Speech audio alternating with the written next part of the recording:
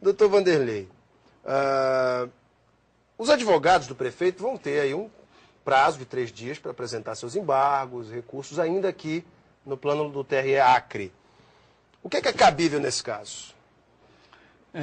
Veja bem, proferida a decisão, nós temos que aguardar a sua publicação. O acordo. Correto, o acordo. Naturalmente, como a relatora foi voto vencido, né, o primeiro juiz a lançar o voto divergente, e que então acabou por se tornar o voto vencedor, ele deverá então fazer essa ementa desse acordo. Em seguida ele será assinado e será então publicado. Isso é um procedimento rápido. Isso é um procedimento rápido, algo em torno de 2, 3 dias ele estará feito e em seguida publicado. Então no prazo de no máximo 1 semana, 10 dias, porque não chega tanto. Não chega tanto. Entre o prazo de 3 dias para que os advogados do prefeito possam apresentar os embargos, enfim, e o período que o próprio TRE deva apreciar, dá o quê? 1 semana, mais ou menos? Creio que sim, no máximo 1 semana ele deverá estar publicado e já então inicia-se imediatamente, ou no dia seguinte, o prazo de 3 dias para que os advogados do Nilson Areal possam então recorrer dessa decisão. Doutor Vanderlei, e quais os efeitos desses embargos que os advogados do prefeito podem impetrar? Veja bem, eles poderão agora impetrar o recurso especial. Não é? O recurso especial ele tem um objeto bem claro. Né? O artigo 276 do Código Eleitoral ele estabelece que o recurso especial ele é cabível unicamente quando há ferimento à lei federal, na verdade, ou quando há divergência de julgamentos, ou seja, quando o TRE do Acre, porventura, tenha julgado o caso específico de forma contrária ou divergente de outros tribunais. Não é?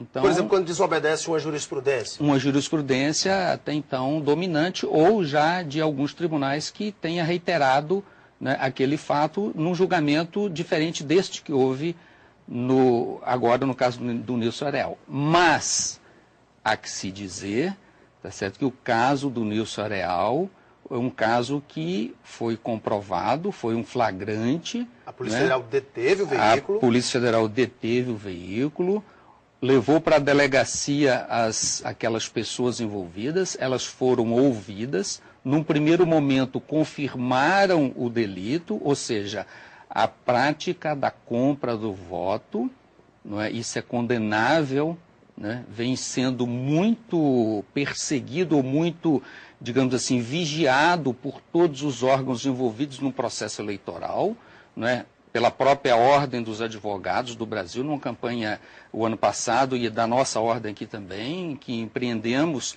né, uma campanha para a busca sempre da verdade, para que o eleitor não tenha a sua decisão, né, contrariada, ou seja, eu quero votar em A, vai ser em A e não em B, né, ou seja, não se admite de forma alguma a compra de votos. Mas mesmo com toda essa clareza das provas, 3 juízes eleitorais acharam que não, que principalmente as provas testemunhais apresentaram discordâncias. Foi o caso da própria relatora, desembargadora Eva Evangelista, e os juízes eleitorais Ivan Cordeiro e Maurício Hohenberg. Os juízes Jair Facundes, Maria Penha e Denise Bonfim votaram, né, pela cassação do prefeito, porque entenderam que o conjunto das provas materiais, o conjunto dos autos, né, eram decisivos e muito claros. O senhor, cabendo o voto de Minerva ao desembargador Arquilau, que desempatou pela cassação do prefeito do seu vice.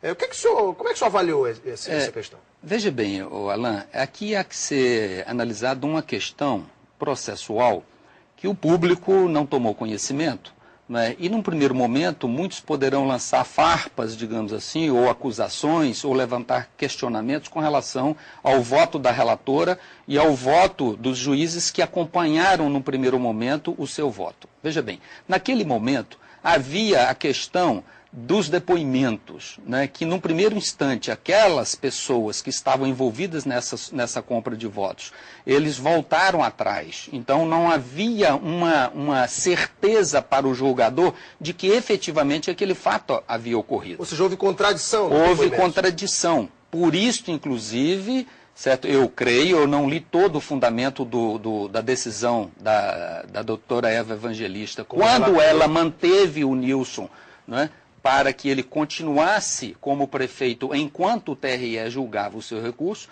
mas naquele momento ela não tinha a certeza, não é, dos fatos verdadeiramente ocorridos. Fato este que durante esse período, ou seja, antes de se submeter esse processo a julgamento pelo TRE, estas testemunhas, já no processo criminal que se abriu contra o Nilson Areal, elas foram ouvidas novamente, não é, junto à Polícia Federal. E lá, sim, o que é mais grave, confirmaram que aquilo, sim, estava envolvido na compra de votos, e o que é pior, que pessoas a mando do prefeito as procuraram, dizendo que deveriam mudar o seu depoimento, porque senão A ou B seriam prejudicados. Quer dizer, confirmaram toda a fraude, e o que é pior, confirmaram ainda, certo, uma decisão ou um pedido, né, de alteração dos depoimentos, o que é muito grave. Muito grave. Né? Então, naquele primeiro momento, a doutora Eva e os juízes que a acompanharam